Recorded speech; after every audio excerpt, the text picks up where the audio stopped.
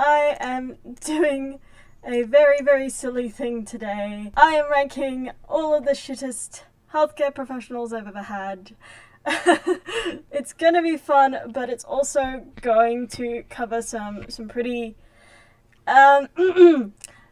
difficult topics, to say the least. So be prepared for discussion about medical negligence, ableism, medications, mental illness, religion, transphobia, aphobia, eating disorders, fat phobia, possibly other things, but those things I mentioned will all definitely be mentioned, so be prepared. I didn't content warn for eugenics, holy shit. Be safe, that is the most important thing, and we're just gonna be having a fun time as I roast some psychiatrists who are in need of a good heckin' roast. I'm not actually giving any doctors' names out. That would be fun, but it would also possibly be a bit defamatory. And it could also possibly be hard for me to do because I don't remember everyone's name. But what I will do is talk about the essence of these doctors. What is it that they said that has earned them a place on this list of being one of the worst that I've ever encountered? Yeah, I'm excited. I don't know about you. And let's now introduce you to my tiers. So these are my tiers. Sorry, these are my tiers. Gesture in the right direction, Artemis. There we go. There we go.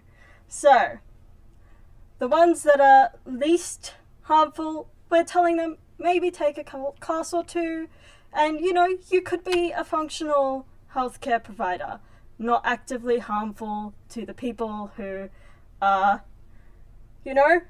being provided your healthcare.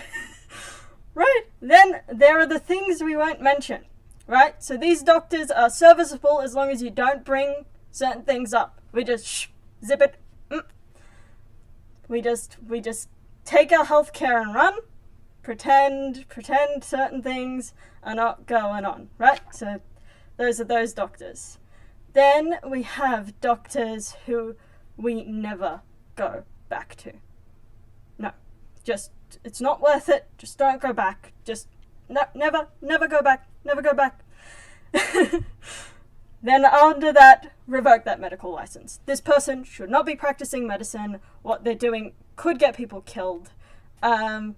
Let's revoke that medical license. They should not be here. These are the people we should have reported. Have I reported anyone on this list? No, but I definitely should have in multiple cases, right? And then the bottom tier, burn it with fire. These are the medical professionals who, they should be professional firewood. That's what they should be. They have nothing of merit to contribute. The amount of harm they do by being in this profession is just next level. So there we go. Those are the tiers. So let's start with Dr. Pray the Centrelink away. I call them this because I visited them. This is the doctor I included in my last YouTube video when I mentioned that I was prescribed a healthy dose of go to church as a cure for my anxiety. Same doctor. This doctor, Dr. Pray the Centrelink away, basically the anxiety was caused by the shitty job I had working at a Centrelink call center.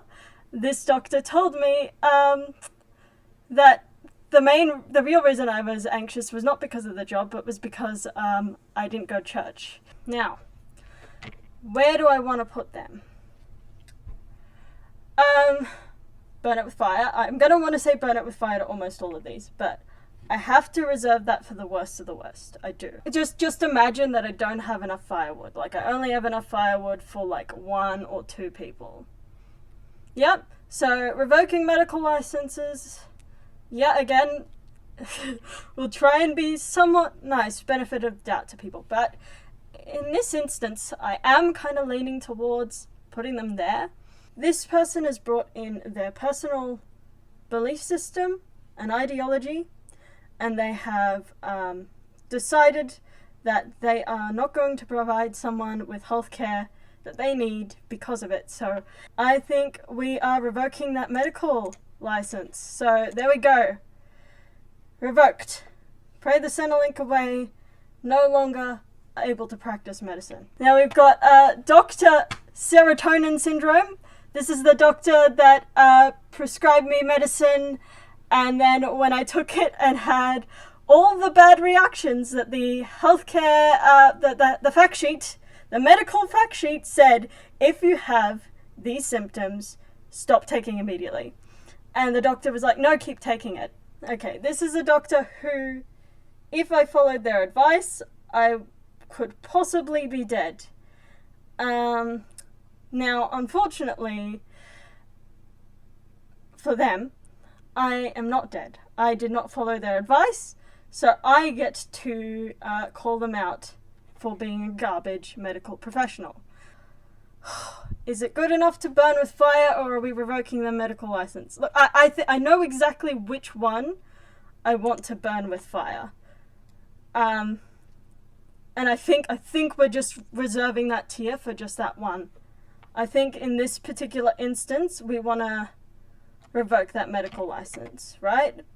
This is a person who's decided that the reason I should keep taking this medication is I'm just not giving my healthcare a good enough go. It's because I'm, worried too much about what taking medication looks like or something. So we're going to give them the benefit of the doubt and just have them stop being a doctor anymore. They can still exist, but no longer a doctor. So medical license revoked. That's it. No more Dr. Serotonin Syndrome in the world. Goodbye. Now we have Dr. Veganxiety. I hope you like my little fun names. I worked hard on them and these silly little graphics. But yeah, the idea with Dr. Veganxiety was that the only reason I had an anxiety disorder was because that my blood work was wrong because I wasn't eating meat. This doctor actually helped me in one way. If it weren't for them, I probably would not have got the blood test that I was wanting to do anyway, but was too anxious to bring up that I wanted to do a blood test. So I got to do the blood test and prove that my blood work was actually 100% in normal ranges. So I do have them to thank for that. But also, that's some really messed up stuff, like trying to control people's diet based on the fact that you don't like it. So I think they might be a never go back. I think never go back for Dr. Veganxiety. Veganxiety. I like saying that. It's fun. Right, there we go. Never go back. Bye. What have we got next? Aha. Doctor, you should be self-medicating.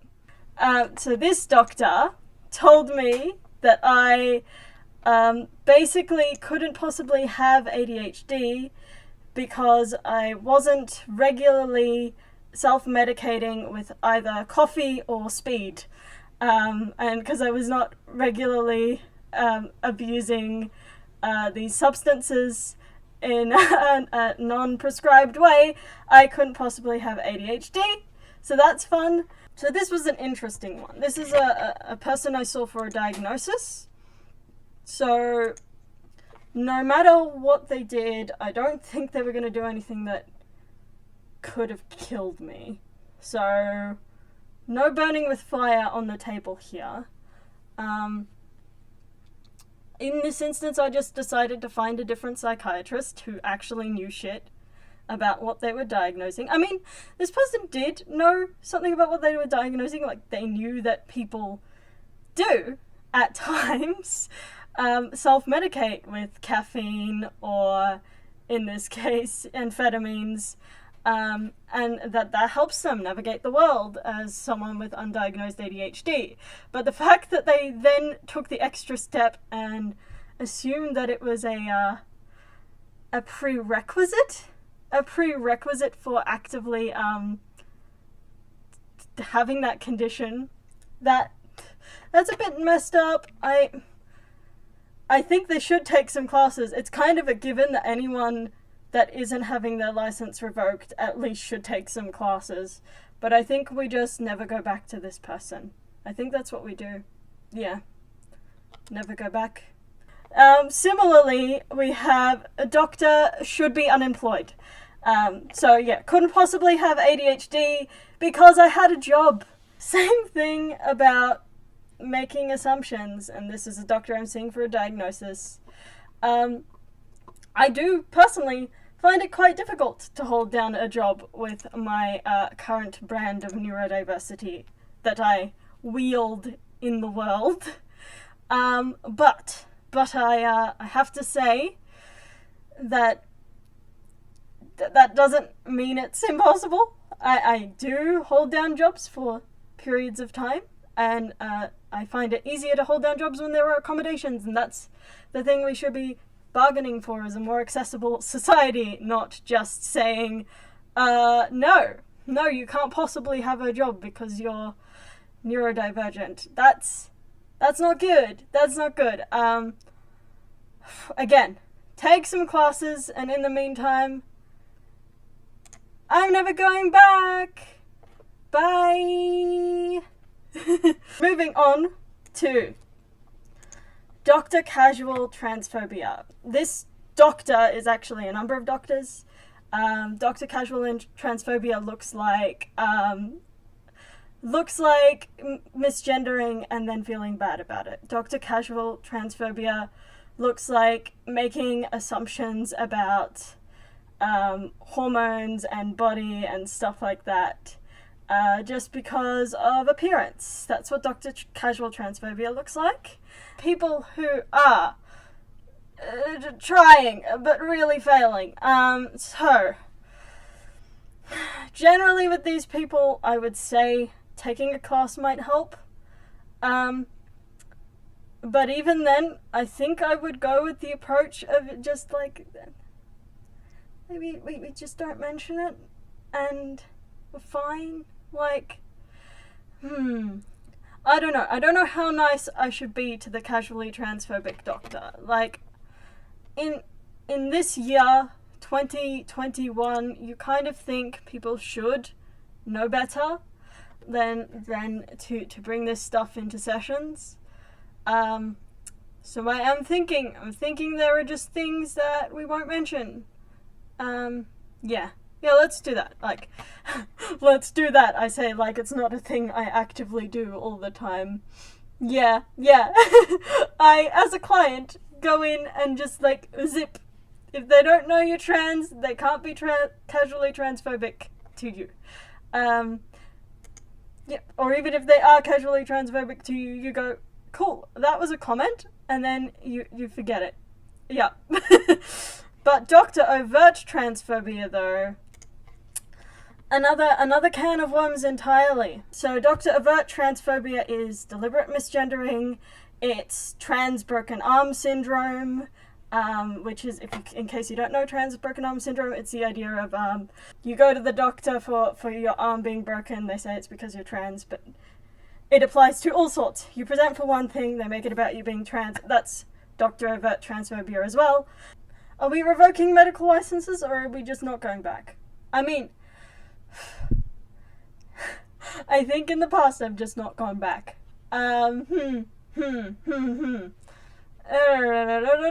This is hard. You know what? I'm gonna be a militant trans activist here. I'm gonna say, no, you can't practice medicine if you're overtly transphobic. That's not a thing you can do. Stop it. I think that's a thing I'm gonna say. Yep. Revoke that medical license. Revoked. Now, here's the one I've been waiting for. Doctor, we still have these people in our society. This doctor is an overt eugenicist, thinks that autistic people are the exception to Darwin's rule of survival of the fittest, and it's unfortunate that these people continue to breed and still exist. Where are they going? I don't have to think hard about this one at all. They are going on the pyre.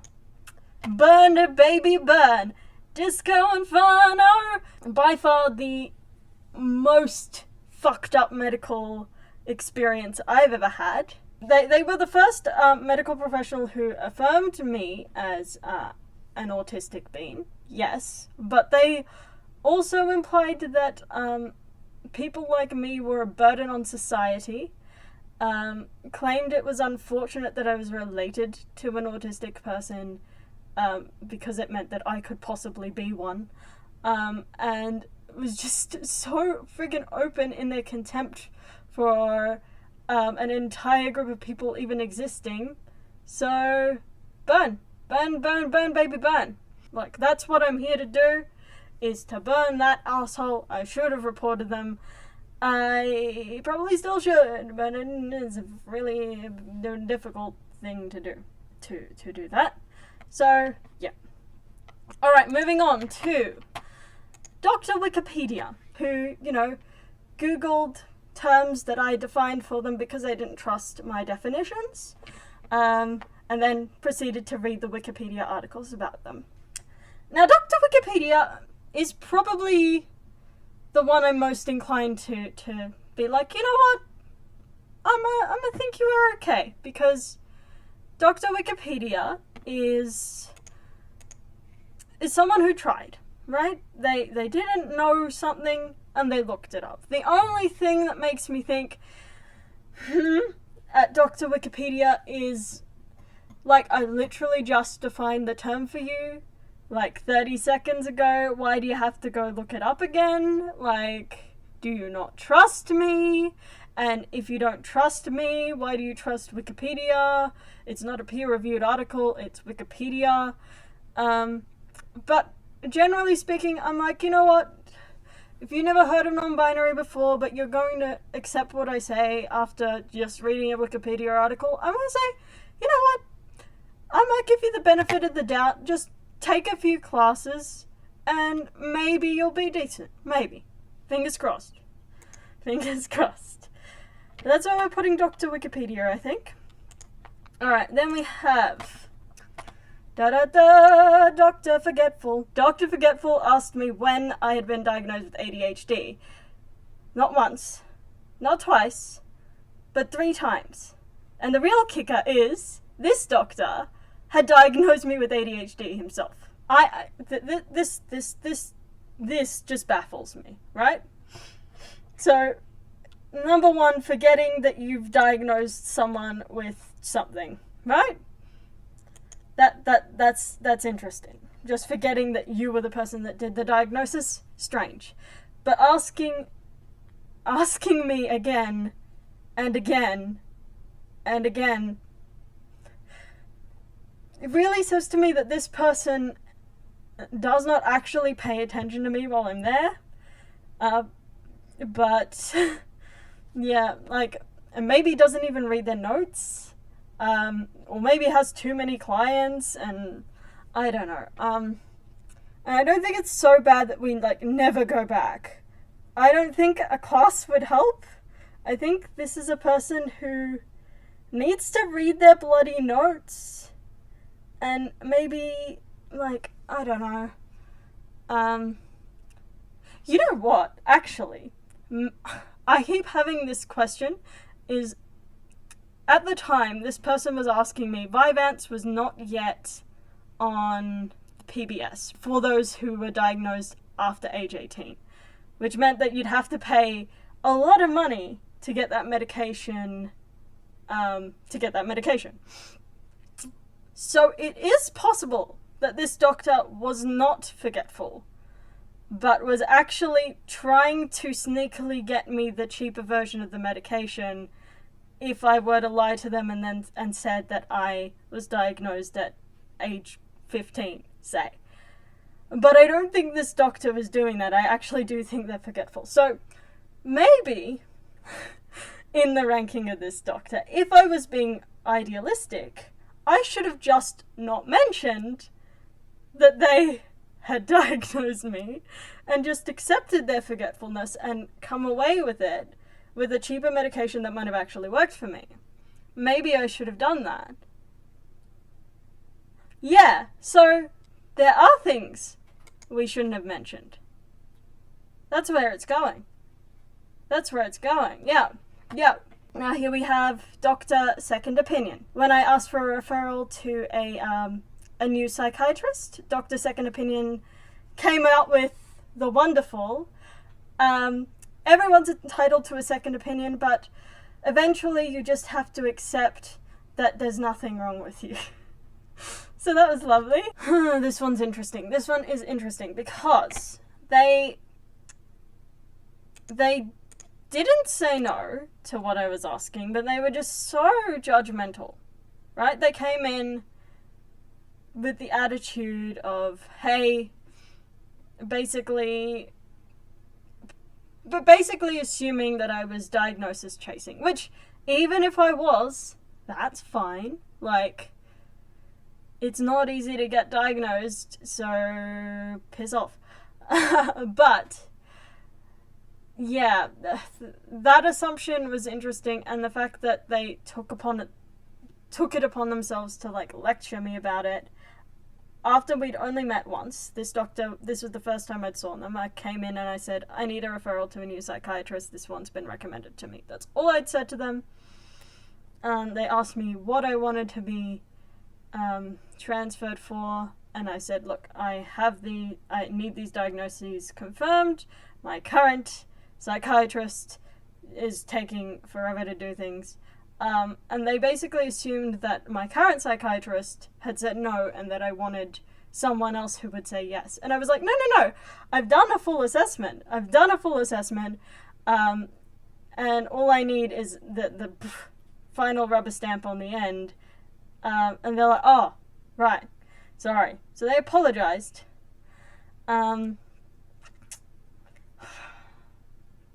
I don't know, maybe it's just we put them in the things we won't mention here. Like, I think it's more than just a class, because it's a deep assumption about how people approach diagnosis. Like it's a, I don't know, Pokemon thing. You've got to catch them all, rather than an actual tool for living life happily and healthily. But yeah, it's not quite so bad that we never go back. So I think that's where we put them. I think. Yeah, that's what I'm doing. I'm doing it. Boom. We've only got a few people left. We're powering through these. I thought it was going to take forever. Now we have Doctor in person only. In the middle of a pandemic, this person would not give me a medical certificate because I spoke to them over the phone. Why? I don't know. Maybe because they're shit. They can't give a medical certificate to someone that they're not seeing in the flesh. I could be spoofing them. Ha ha ha ha. Yeah, what do we do with them? Is it quite... I don't think it's quite revoke the medical license. Like, again, this is someone presenting with assumptions about people who are seeking healthcare, right? And why they're asking for the things they need. So, Doctor Second Opinion thought I was there because I was diagnosis hunting, and they were like, I'm gonna be shit about it, but I'll give you what you want anyway. This person thought I was there because, I don't know, I wanted time off work for no reason, even though they told me I needed rest. I don't know. And then they decided that they weren't gonna give me what I needed for my health care. So, I think we put this never go back. I think we do, yeah.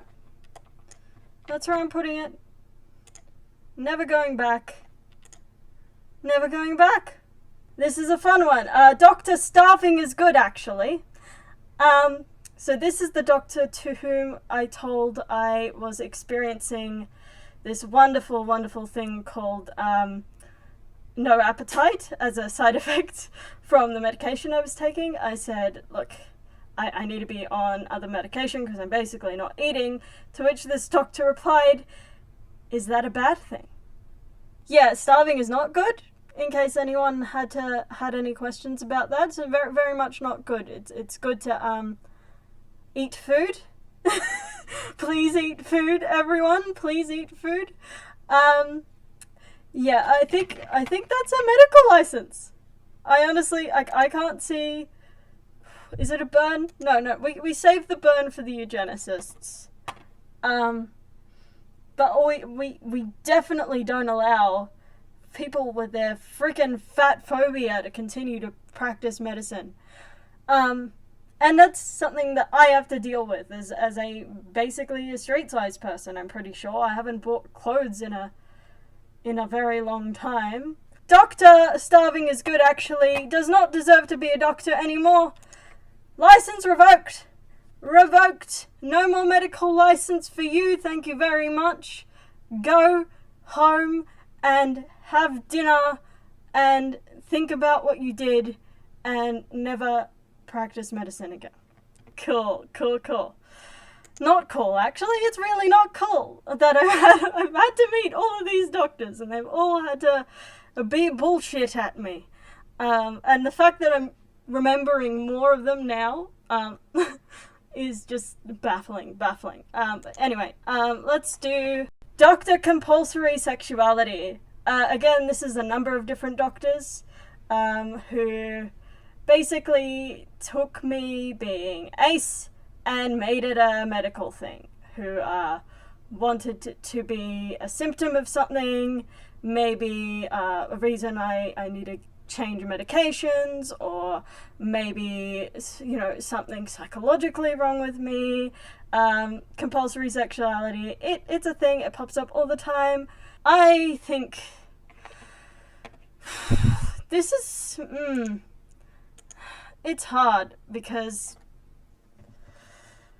in some ways it's bordering on conversion therapy, but a lot of these people don't know better because the education on asexuality is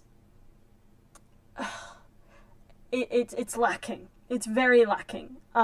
And that's not the fault of asexual people who have to deal with this bullshit. It's hard because I want to have empathy for them, but I also really don't. If I think practically about how I navigate this, it's very much a things we don't mention thing. Ideologically, I want to put it lower. Like, I want to be as mad about it as I am about the active overt transphobia, but I think it's just a thing we don't mention. I mean, that's how I have navigated those situations in the past. It's just been like, you shut up about it, and hope that it's not a problem. And with, even doctors who said to me, we'll come back to this. You just hope they never come back to it, and they usually don't, and it's fine. Practically, that's what I do, so I think that's where I'm going to have to put it. Yeah. We're putting it there. Things we won't mention. I mean, we have legislated here in Victoria an end to conversion therapy, so that's nice. And it was brought up during, what's it called? Where they discuss the bills before they're passed. I've forgotten. Politics. Words.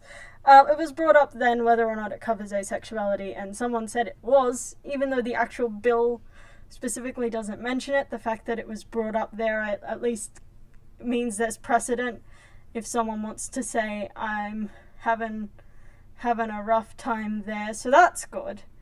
But yeah, generally speaking, we just don't mention it. I've not had too many people push it. Once I've said, look, this is not what I'm here for, I don't want to talk about this, normally they let it go. So, yeah, we'll leave it there. I'm still conflicted, but we'll leave it there. And now we have the last one, and it's going to cover the compulsory sexuality one, but that's fine. Doctor Evidence. Whether that's taking me being trans as the reason I'm ace, or me being ace and trans as evidence that I'm autistic, right? These doctors do that all the time. There's more than one of these. Some of them well-meaning, some of them slightly malicious. But that's doctor evidence.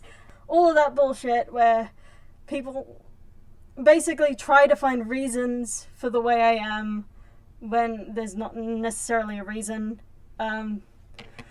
There are a lot of these people out there, but generally speaking, I think we just don't mention it. I think that's how it goes. I think we just and then we avoid these doctors.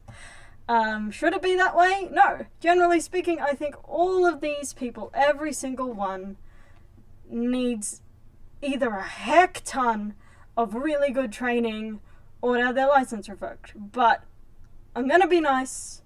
I'm gonna be nice to my final shit group of doctors and say, we just won't mention it.